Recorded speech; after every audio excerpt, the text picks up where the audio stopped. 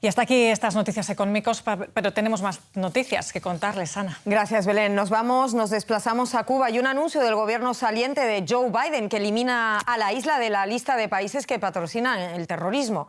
En respuesta, Cuba ha comenzado a liberar a algunos de los más de 500 presos condenados por delitos diversos. Washington revocó además otras 2 medidas adoptadas durante el primer mandato de Donald Trump. Se trata de la suspensión de la capacidad de los estadounidenses para presentar reclamaciones en los tribunales de su país con respecto a propiedades cubanas potencialmente expropiadas por el gobierno cubano desde 1959. Además, rescindirá un memorando promulgado en junio de 2017 en virtud del cual una lista de entidades cubanas tienen prohibidas algunas transacciones financieras. En estas calles de La Habana, mucha gente se muestra escéptica ante la relajación por parte del presidente de Estados Unidos, Joe Biden, de las sanciones dirigidas a Cuba días antes de la toma de posesión de Donald Trump, en un amplio conjunto de medidas que espera que conduzcan a la liberación de presos políticos en La Habana. Bueno, habría que ver qué hace Trump después, pero conociéndolo como es, posiblemente sí, todos se quiten en esta semana y de repente venga Trump y todo vuelve para atrás. Lo veo una acción, en ese caso sí un poquito inútil, porque ¿cuántas ventajas vamos a tener por cuánto tiempo? ¿Un par de semanas, un par de días, unos cuantos días? Él prometió muchas cosas realmente al principio, que iba a ayudar a Cuba de muchas maneras que realmente no está cumpliendo, pero será su buena voluntad del final. Este anuncio marca la única ruptura de Biden en la política de sanciones de la era Trump que han contribuido a una de las peores crisis económicas de Cuba. A corto plazo, se espera que las nuevas medidas del presidente saliente estadounidense otorguen a La Habana más espacio para maniobrar mientras lucha contra una agobiante crisis económica.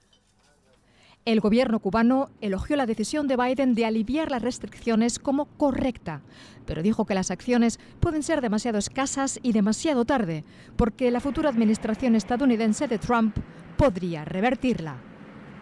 Mientras tanto, el presidente cubano Miguel Díaz-Canel dijo que su gobierno liberaría gradualmente a 553 presos tras conversaciones con el Vaticano, una decisión que comunicó horas después del anuncio de Biden.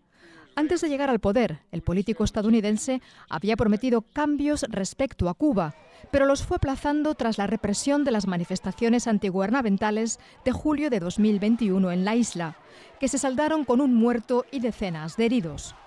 Según cifras oficiales, unos 500 cubanos fueron condenados a hasta 25 años por participar en estas protestas para pedir más libertades y mejores condiciones económicas.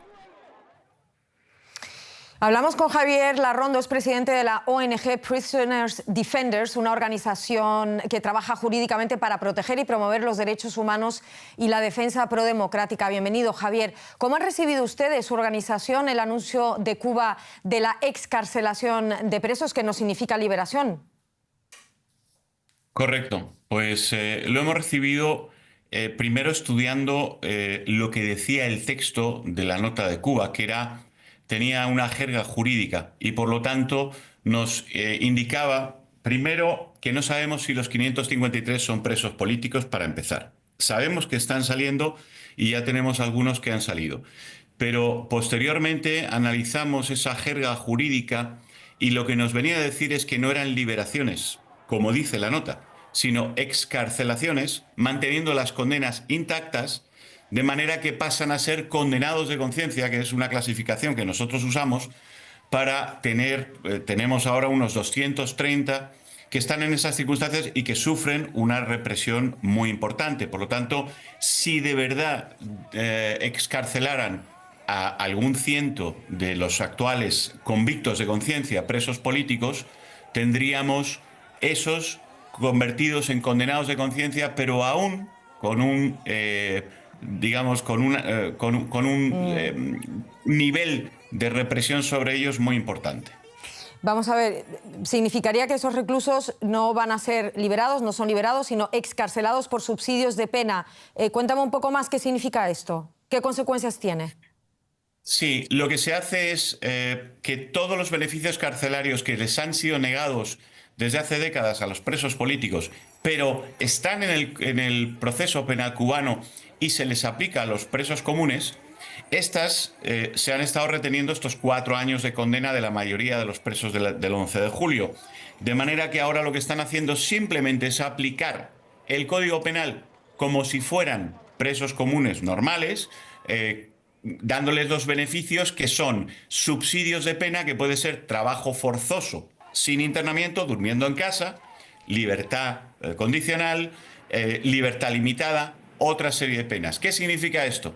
En la práctica, en Cuba, cuando tú sales siendo un condenado por motivos políticos, tienes en tu ficha el CR, contrarrevolucionario. Esto significa que no te van a dar trabajo, que te van a perseguir si consigues un trabajo con un cuentapropista independiente y van a decirle que no te contrate, que no te van a dar licencia para trabajar, que no te van a dar paso en la universidad ni a ti ni a familiares, que te van a agobiar y ahogar todo lo posible para que tu activismo se reduzca con motivo de la miseria que vivas, ¿no?